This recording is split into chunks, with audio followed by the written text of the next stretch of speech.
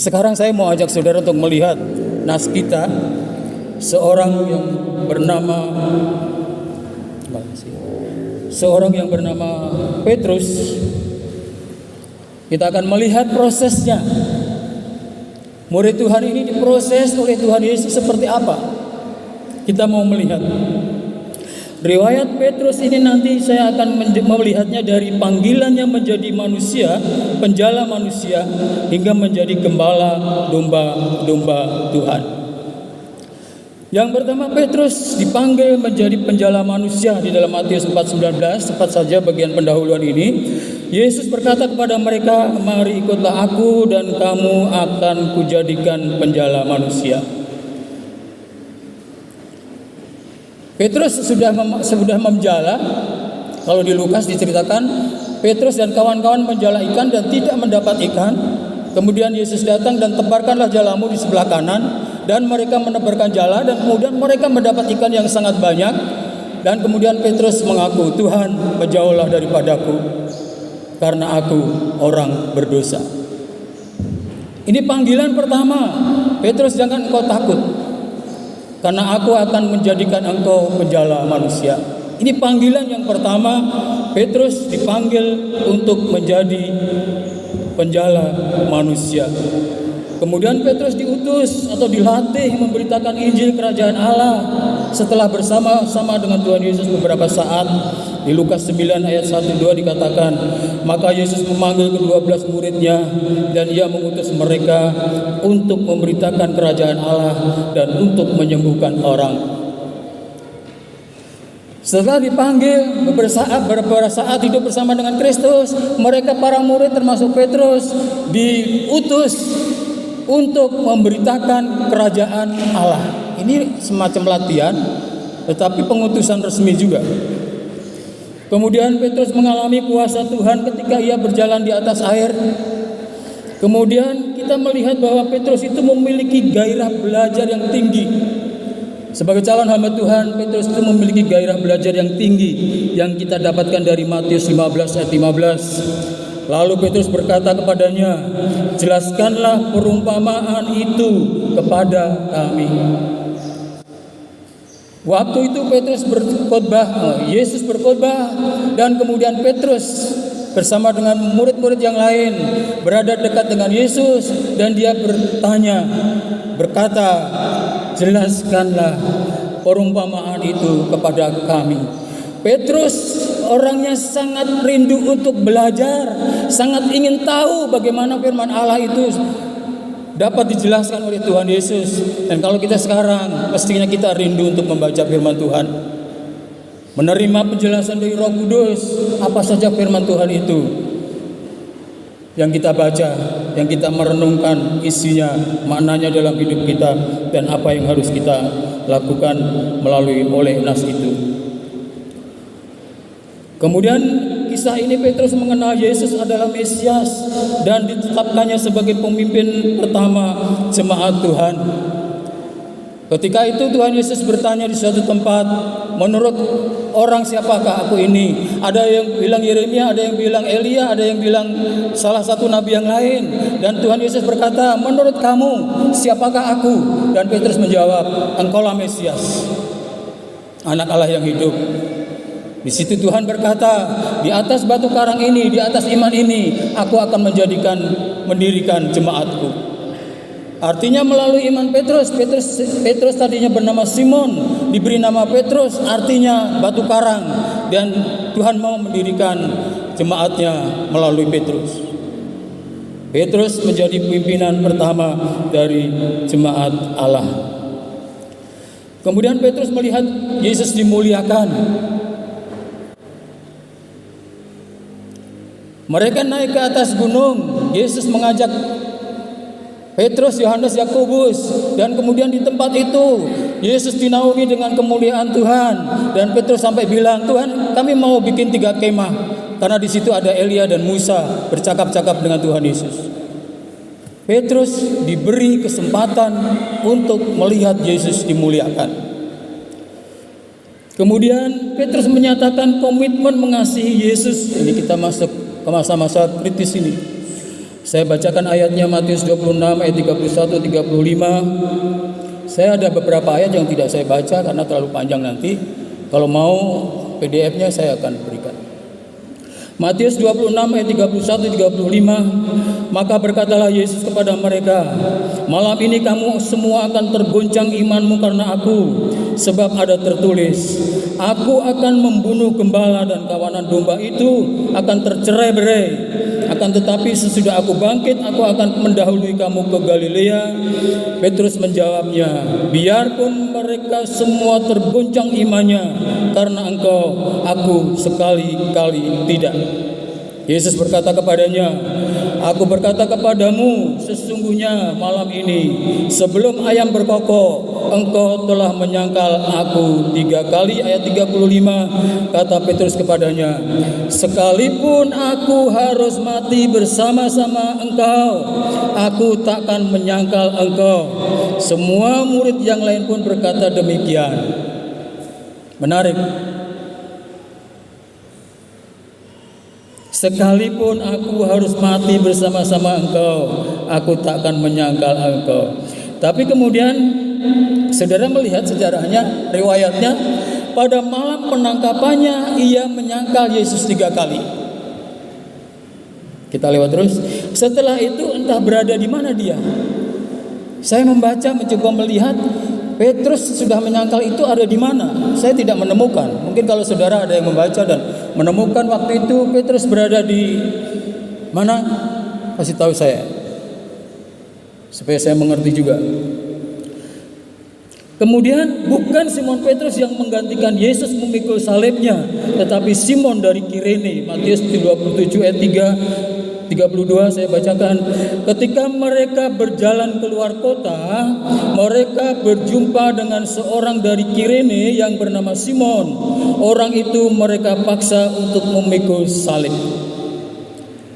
Saya melihat ini kalau seandainya Petrus itu ada di sekitar mereka, tetapi karena takut dia bersembunyi, kemudian melihat Yesus memikul salib, dan kelelahan, dan kemudian harus terjatuh 1 kali, 2 kali, 3 kali. Akhirnya prajurit berinisiatif untuk mengambil seseorang untuk mengangkat salib.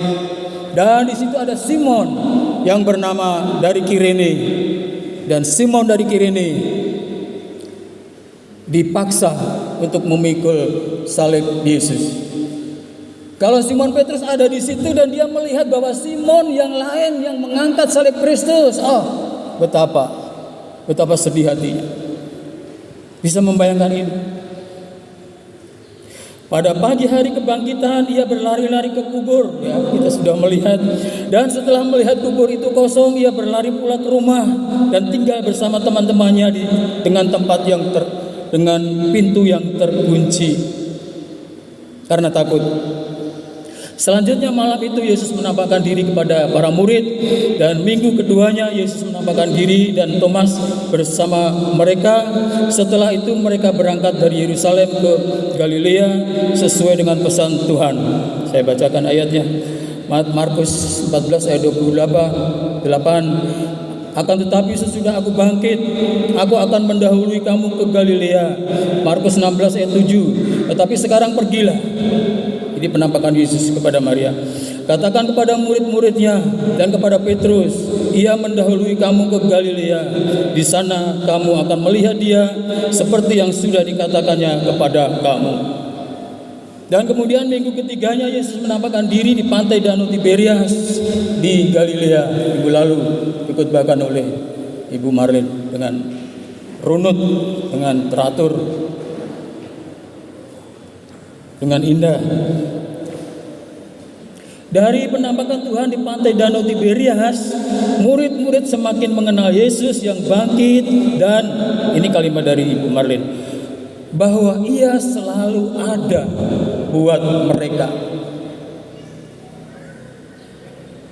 Sampai di rumah minggu lalu Ibu Gembala, Papa, aku memperhatikan Bu Marlin itu, aduh kok bisa urut ya. Puji Tuhan, kita bersyukur untuk itu. Aku kok nggak bisa ya? Nanti lain kali bisa. Dalam nas yang kita renungkan, sekarang kita mau ke nas yang kita renungkan. Dalam nas yang kita renungkan ini, Yohanes 21:15-19, kita melihat bahwa Tuhan mewisuda Petrus menjadi hambanya dengan tugas melayani atau menggembalakan umatnya. Kata mewisuda itu saya ambil dari Kamus Besar Bahasa Indonesia yang artinya meresmikan atau melantik dengan upacara khidmat. Yesus berkata kepada Simon, gembalakanlah domba-dombaku. Ini artinya wisuda yang sangat-sangat khidmat. Kita akan melihatnya. Dari nas ini kita juga melihat Yesus memulihkan panggilan Petrus sebelum mewisudanya. Panggilan tadi pertama kali dipanggil untuk menjadi penjala manusia. Sekarang diteguhkan panggilan itu. Mari kita lihat dari nas ini, dua pengajaran utama diberikan kepada Petrus, yaitu kasih dan ketaatan. Ada dua pelajaran penting di sini, kasih dan ketaatan. Yang pertama, kemauan untuk mengasihi Tuhan lebih dari siapapun dan lebih dari mengasihi apapun. Seorang calon gembala atau seorang gembala mesti memiliki kemauan untuk mengasihi Yesus lebih dari siapapun dan lebih dari apapun. Ayat 15a saya bacakan. Sesudah sarapan, Yesus berkata kepada Simon Petrus, "Simon, anak Yohanes, apakah engkau mengasihi aku lebih daripada mereka ini?" Di sini Yesus menyebut Simon namanya sebelum diubah menjadi Petrus. Yesus menunjuk pada manusia lama Petrus yang gagal menyandang nama batu karang. Tadi di awal disebutkan Yesus mengatakan, engkau adalah Petrus dan di atas batu karang ini aku akan mendirikan jemaatku. Tetapi Petrus gagal menyandang sebutan batu karang. Sesuai dengan kisah ini, riwayat ini. Dan Yesus bertanya, apakah Simon mengasihinya lebih dari murid-murid yang lain? Atau apakah Simon mengasihi Yesus lebih dari kasihnya kepada harta milik seperti perahu, jala, atau ikan-ikan tangkapannya yang menjadi sumber kehidupannya? Jadi pertanyaan Yesus itu, apakah engkau mengasihi aku lebih daripada yang lain? Itu bisa dibandingkan dengan para murid yang lain itu. Petrus, apakah engkau mengasihi aku lebih dari mereka mengasihi aku? Atau juga bisa diartikan bahwa apakah engkau mengasihi aku lebih dari kasihmu kepada perahu ini, kepada jaring-jaring ini, kepada ikan-ikan yang banyak ini? Apakah engkau mengasihi aku lebih dari sekedar panggilan duniawimu, profesimu sebagai nelayan? Pertanyaan Yesus itu seperti berkata kepada Petrus, apakah engkau rela menyerahkan segalanya demi aku? Pertanyaan Yesus memberi perbandingan bagi Petrus sendiri tentang dirinya dengan orang lain dalam keyakinan kasih yang ia pikir tak akan pernah gagal. Petrus itu merasa tadi kita melihat bahwa ia mengasihi Yesus sedemikian rupa lebih dari siapapun, dan kasihnya Petrus itu kepada Yesus tidak akan gagal. Itu pikirannya sebagai manusia. Tapi sekarang Petrus mengakui bahwa dia gagal mengasihi Yesus. Kejatuhan Petrus telah memunculkan alasan untuk mempertanyakan kasihnya kepada Tuhan. Karena jika Petrus mengasihi Tuhan, ia tidak akan malu dan takut untuk mengakui Tuhan di dalam penderitaannya. Dan kini, dengan malu dan dengan takut, Petrus menjawab Tuhan. Ayat 15b, jawab Petrus kepadanya, benar Tuhan, Engkau tahu bahwa aku mengasihi Engkau. Jawaban Simon ini menunjukkan bahwa ia sungguh-sungguh dan tulus mengasihi Yesus tanpa berani lagi membandingkannya dengan murid yang lain atau dengan apapun. Dan Tuhan membalas jawaban Petrus dengan memberinya tugas untuk mengembalakan atau melayani umat Tuhan. Ayat 15c, kata Yesus kepadanya, "Gembalakanlah domba-dombaku." Perkataan Yesus yang kedua kali, Tuhan berkata lagi kepada Petrus dengan pertanyaan yang sama, dan Petrus memberi jawaban yang sama. Ayat 16, kata Yesus pula kepadanya untuk kedua kalinya, "Simon, anak Yohanes, apakah engkau mengasihi aku?"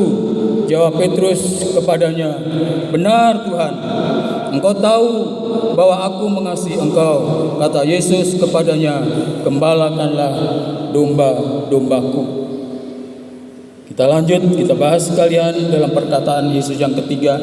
Pertanyaan ketiga membuat Petrus sedih. Ini menarik, Bapak Ibu dan Saudara sekalian. Pertanyaan pertama oke, walaupun malu, walaupun agak sedih, tapi oke. Pertanyaan kedua, dia bisa menjawab dengan enak, dengan asik, walaupun hatinya sedih. Tetapi pertanyaan yang ketiga ini dikatakan membuat Petrus hatinya sedih. Ayat 17, kata Yesus kepadanya untuk ketiga kalinya, "Simon, anak Yohanes, apakah engkau mengasihi aku?" Maka sedih hati Petrus karena Yesus berkata untuk ketiga kalinya, "Apakah engkau mengasihi aku?" Bapak, Ibu dan Saudara sekalian, mari kita bertanya sedikit untuk mendalami nas ini. Mengapa sedih hati Petrus mendengar pertanyaan Yesus yang ketiga kalinya? Mari melacak ke belakang lagi. Di pantai danau ini, pantai danau Tiberias, yang dikutbahkan di kemarin, setelah menjala ikan, Petrus pertama kali dipanggil menjadi penjala manusia, yaitu yang lalu. Danau yang sama, mungkin pantai yang sama. Di situ Petrus dipanggil, "Engkau akan menjadi penjala manusia." Danau itu, coba perhatikan, danau itu, spot itu di tepi pantai, perahunya, jaring-jaringnya, ikan tangkapannya yang banyak itu 153, membawa kembali ke dalam pikirannya kenangan tentang suatu hari sebagai titik balik dalam hidupnya. Ketika Simon berada di danau itu, di spot itu, dengan perahunya, dengan jaring-jaringnya, dengan ikan-ikannya, dia terkenang beberapa waktu yang lalu pertama kali ketika dia panggil.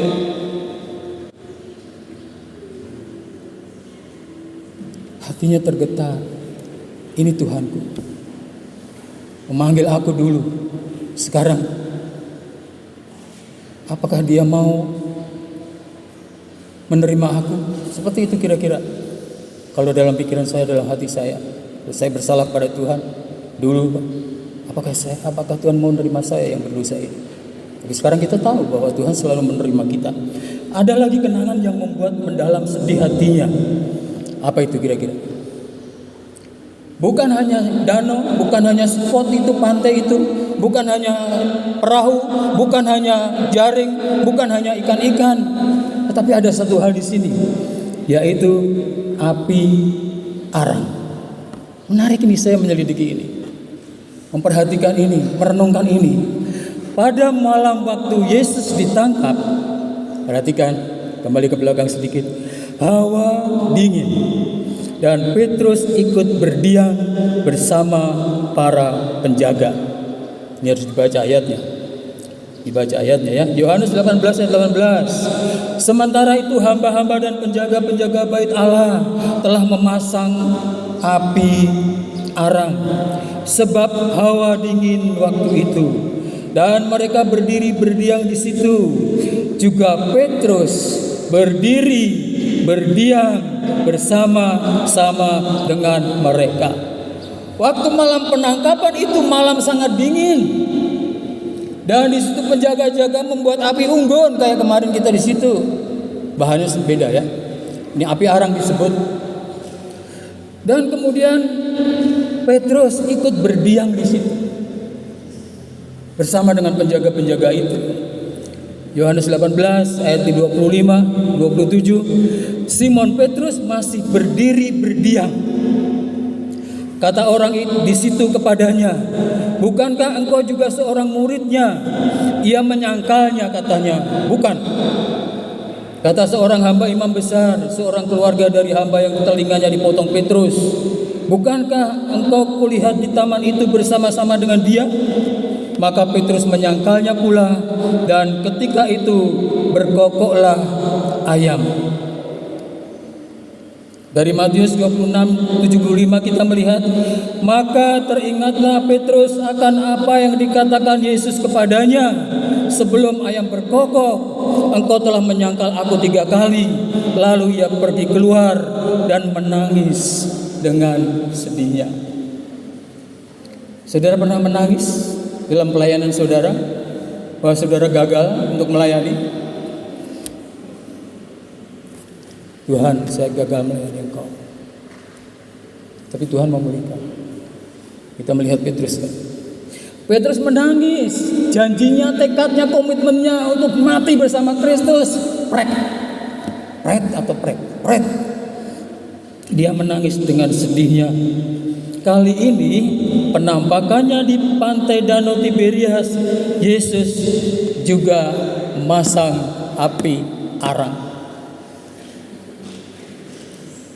Yohanes 21 ayat 9.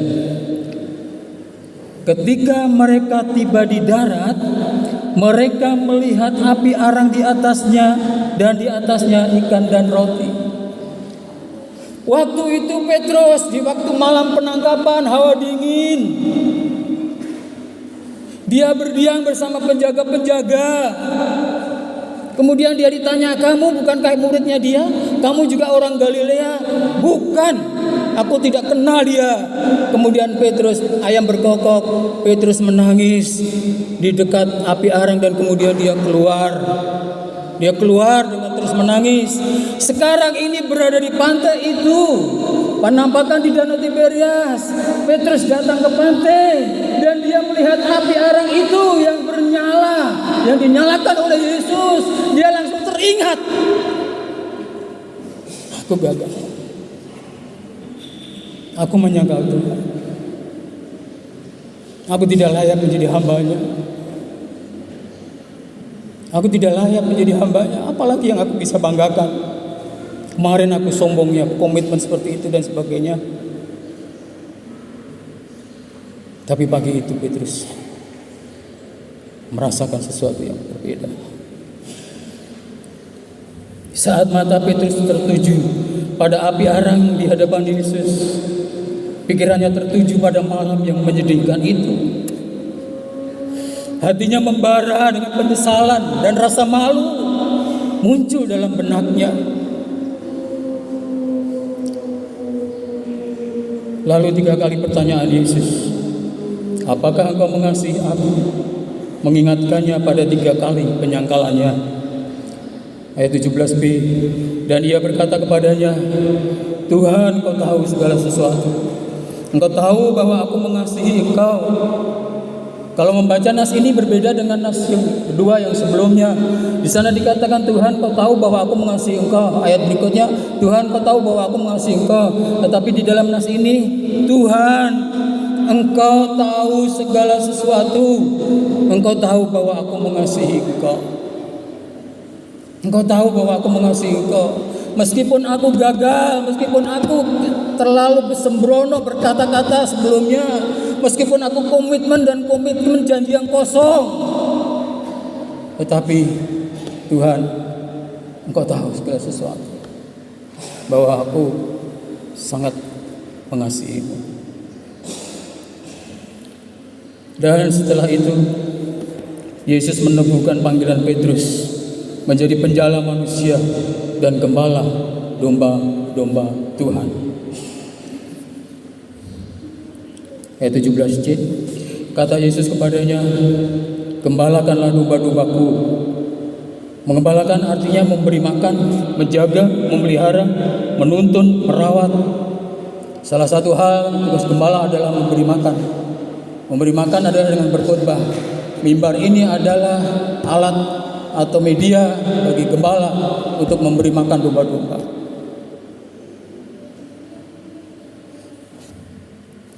Domba-dombanya harus domba-domba yang sudah diproses sedemikian rupa oleh gembalanya, adalah gembala yang sudah diproses sedemikian rupa oleh Tuhan. Pertanyaan yang sama diajukan 3 kali itu mempunyai kekuatan istimewa dalam pemulihan Petrus yang pernah 3 kali menyangkal Tuhannya dan sekarang 3 kali menyatakan hidupnya bagi Tuhan. Aku mengasihi Engkau Tuhan. Dan 3 kali dipercayakan dengan suatu pekerjaan bagi Tuhan. Ada pertanyaan yang perlu kita renungkan di sini. Kenapa Tuhan tidak memulihkan Petrus secara pribadi? Kalau kemarin Thomas pergi ke mana-mana, kenapa Tuhan tidak cari Thomas juga? Thomas, ayo berkumpul, tidak. Kenapa Petrus di sini tidak konseling sendiri oleh Tuhan, sendirian pribadi? Tidak. Karena apa? Karena telah ada penyangkalan publik. Karena telah ada penyangkalan publik. Penyangkalan Petrus telah diketahui oleh banyak orang. Sok-soknya Petrus berkomitmen telah diketahui oleh orang murid yang lain. Maka harus ada pengakuan publik. Bagian penting dari nas ini. Dia menyangka secara publik, maka harus ada pengakuan publik. Jika, perhatikan Bapak Ibu Saudara, jika ia kembali masuk ke dalam lingkaran para murid tanpa perlakuan khusus atas kejatuhannya, hal itu akan tampak sebagai kesalahan sepele bagi orang lain dan bahkan bagi dirinya sendiri. Penyangkalan Petrus bukan masalah sepele. Tapi kalau Tuhan tidak mengkonseling dia, memposturing dia, hanya menerima begitu saja, oh iya aku mengasihimu Petrus, ayo kembali bersama-sama, maka orang-orang yang lain atau murid-murid yang lain mengatakan, oh itu masalah sepele berarti. Bukan itu. Penyangkalan Petrus bukan masalah sepele. Komitmen Petrus yang diingkarinya bukan masalah sepele. Itu masalah publik. Dia sudah menghina Yesus di depan publik. Maka pengakuan Petrus pun harus berada di depan publik.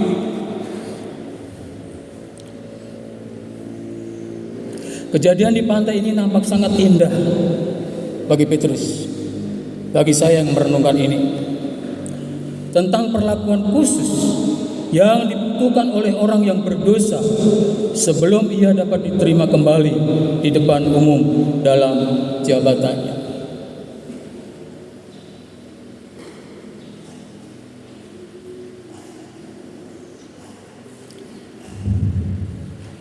Kejadian di pantai itu nampak sangat indah tentang perlakuan khusus yang dibutuhkan oleh orang yang berdosa sebelum ia dapat diterima kembali di depan umum dalam jabatannya.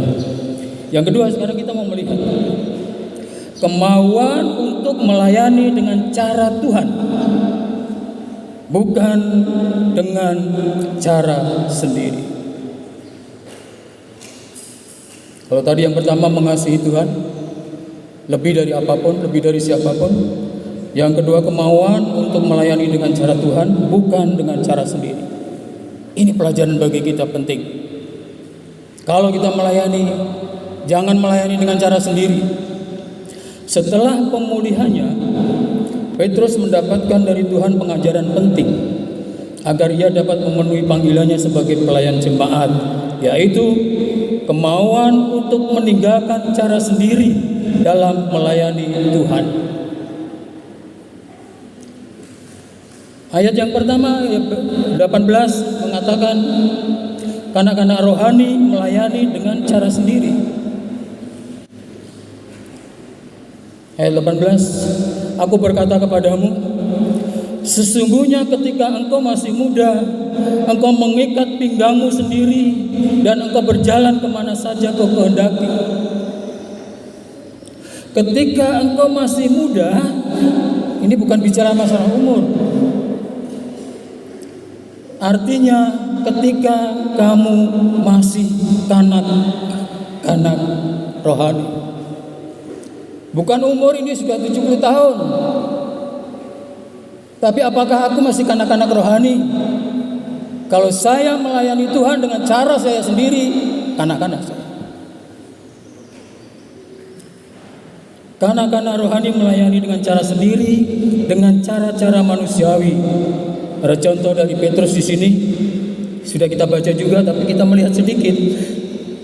Matius 16, 21, 23. Sejak waktu itu Yesus mulai menyatakan kepada murid-muridnya bahwa ia harus pergi ke Yerusalem dan menanggung banyak penderitaan dari pihak tua-tua, imam-imam kepala, dan ahli-ahli Taurat, lalu dibunuh dan dibangkitkan pada hari ketiga. Ayat 22, tetapi Petrus menarik Yesus ke samping dan menegur dia, katanya, Tuhan, kiranya Allah menjauhkan hal itu. Hal itu sekali-kali takkan menimpa engkau. Ayat 23. Maka Yesus berpaling dan berkata kepada Petrus, enyahlah iblis, engkau suatu batu sandungan bagiku, sebab engkau bukan memikirkan apa yang dipikirkan Allah, melainkan apa yang dipikirkan manusia. Di mana letak semau guenya Petrus di sini? Yesus Yesus berjalan menuju Yerusalem untuk menerima penderitaan cawannya, untuk penyelamatan manusia. Tetapi Petrus berkata, tidak Tuhan, tidak seperti itu tidak boleh terjadi. Yesus bilang, enyahlah iblis. Petrus mau melayani Tuhan dengan caranya sendiri. Tapi Yesus bilang, enyahlah iblis, kamu menjadi batu sandungan. Kalau kita di sini masih ada yang mau melayani dengan cara sendiri, itu menjadi batu sandungan. Jangan sampai Tuhan berkata, enyahlah iblis. Saya kesana aja ya, kalau kesana gak enak. Enyahlah iblis, engkau menjadi batu sandungan bagi pelayanan di gereja, di jemaat Santa Rosa di tempat ini. Saudara mau? Saudara berenung, apakah saudara melayani dengan cara sendiri, semau gue sendiri? Oh, aku udah tahu, aku udah ngerti. Aku tidak perlu teman-temanku yang lain. Aku tidak perlu badan pelayan yang lain. Itu melayani semau sendiri, melayani sesuka hati sendiri. Ada satu lagi, itu melayani dengan cara sendiri. Yohanes 18 ayat 10-11. Lalu Simon Petrus yang membawa pedang, ini di Taman Getsemane ketika Yesus ditangkap, menghunus pedang itu, menetakkannya kepada hamba imam besar dan memutuskan telinga kanannya. Nama hamba itu Malchus. Kata Yesus kepada Petrus, sarungkan pedangmu itu, bukankah aku harus minum cawan yang diberikan Bapa kepadaku? Yesus ditangkap, Petrus gaya, ambil pedang, letakkan di telinga Malchus. Dan Yesus berkata, jangan melayani dengan caramu sendiri.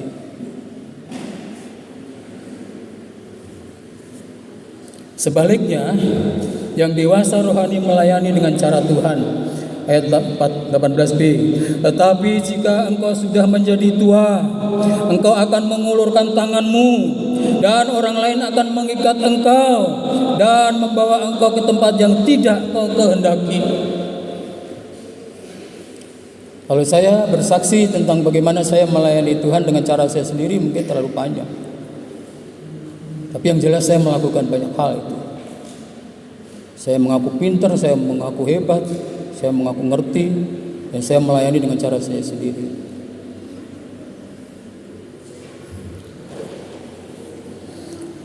Contoh dari Tuhan Yesus, saudara tahu? Ketika di Taman Getsemani dia masuk, lebih dalam ke taman itu, dan dia berdoa, Bapa, sekiranya mungkin, singkirkan cawan ini daripadaku, biarlah cawan ini lalu. Tapi kemudian Tuhan sadar, aku tidak mau melayani dengan caraku sendiri, tetapi biarlah kehendak-Mu yang jadi, bukan kehendak-Ku. Itu Tuhan memberi contoh kepada kita. Puncaknya, yang dewasa rohani siap mengikut Tuhan sampai kehilangan nyawanya. Yang dewasa rohani siap mengikut Tuhan sampai kehilangan nyawanya. Ayat 19. Dan hal ini dikatakannya untuk mengatakan bagaimana Petrus akan mati dan memuliakan Allah. Sesudah mengatakan demikian, ia berkata kepada Petrus, ikutlah aku.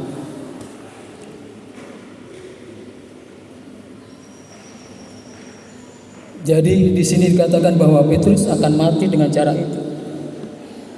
Bukan cara mengikat pinggangnya. Mengikat pinggang itu gambaran dari bekerja, siap bekerja. Ikat pinggang siap bekerja. Tetapi kalau orang kanak-kanak itu bekerja menurut kemauannya sendiri, bekerja menurut kemana arahnya dia mau sendiri. Tetapi kalau dia udah tua, dikasih orang lain, ikat pinggangku, aku mau bawa ke mana. Pengertiannya adalah menyerahkan diri kepada Tuhan. Tuhan, ikat pinggangku, kemanapun Engkau mau aku pergi, aku akan pergi. Kau suruh ke Jayapura, oke. Walaupun bergumul cukup lama, 1 tahun lebih.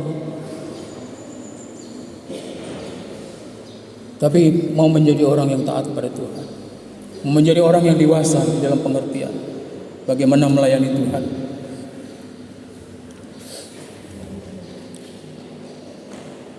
Matius 16 ayat 24. Lalu Yesus berkata kepada murid-muridnya, setiap orang yang mau mengikut aku, ia harus menyangkal dirinya dan memikul salibnya dan mengikut aku.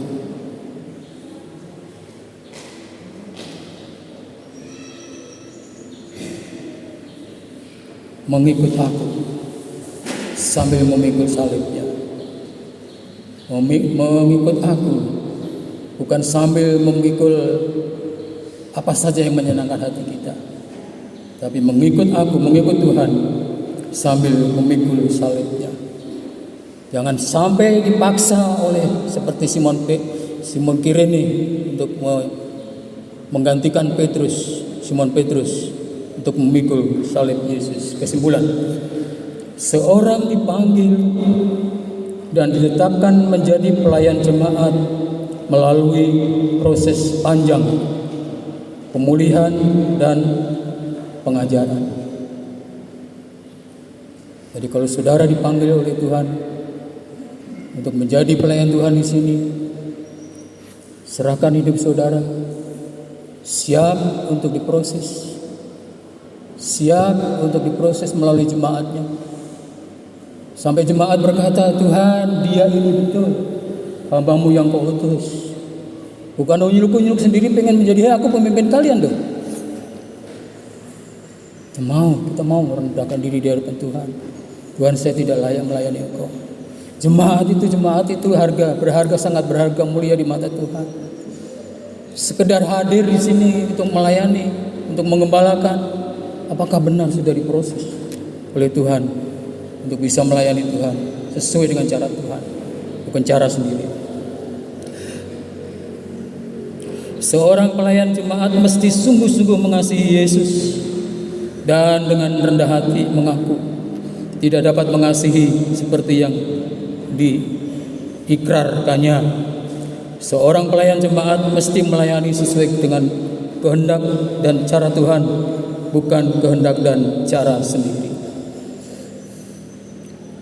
Saya teringat Bapak Andreas beberapa kali berkata, jangan menginginkan jabatan. Tetapi kalau gembala atau jemaat memberi kamu jabatan, jangan ditolak. Saya ingat beliau berbicara seperti itu beberapa kali. Itu catatan bagi saya. Saya juga tegaskan seperti itu. Jangan gila, ambisi, jabatan apapun di dalam gereja. Tetapi kalau melalui gereja Tuhan mengutus saudara untuk melakukan sesuatu, untuk berkhotbah, untuk melayani dan lain-lain, siap Tuhan. Bukan siap kepada gembalanya yang menunjuk, bukan. Siap Tuhan, saya siap melayani Engkau dengan caramu, dengan cara Tuhan, bukan dengan cara saya sendiri. Saya tidak mau lagi berkata cukup segitu saja. Tidak, saya mau maju Tuhan bersama dengan Tuhan. Tuhan beri tugas pada saya dan saya mau laksanakan. Itu cara orang dewasa. Penerapan. Mari peka dan responi pemulihan yang Tuhan kerjakan dalam hidup kita. Penerapan kita adalah Tuhan sedang memproses saudara, saya juga. Kita harus peka itu. Tuhan mau memulihkan saudara di sini. Kita harus peka itu dan bilang sama Tuhan, Tuhan, saya siap untuk diproses. Saya siap untuk dipulihkan supaya saya boleh melayani Engkau dengan hati damai sejahtera dan sukacita. Mari mengasihi Tuhan dengan saling melayani di antara kita. Itu inti dari nas ini. Petrus melayani Tuhan. Petrus diutus untuk menggembalakan domba-dombanya. Dan saya mengasihi Tuhan, saya diutus untuk menggembalakan saudara. Tetapi bukan saya gembala di sini, bukan saya saja maksudnya. Badan pelayan dan semua kita adalah gembala-gembala. Kalau orang tua itu gembala untuk anak-anaknya. Mari mengasihi Tuhan dengan saling melayani di antara kita. Saya mengembalakan saudara, saudara mengembalakan saya. Saya melayani, saudara melayani orang lain itu melayani saudara. Mari melayani Tuhan menurut kehendak dan cara Tuhan, bukan kehendak dan cara kita sendiri. Mari kita berdoa. Bapak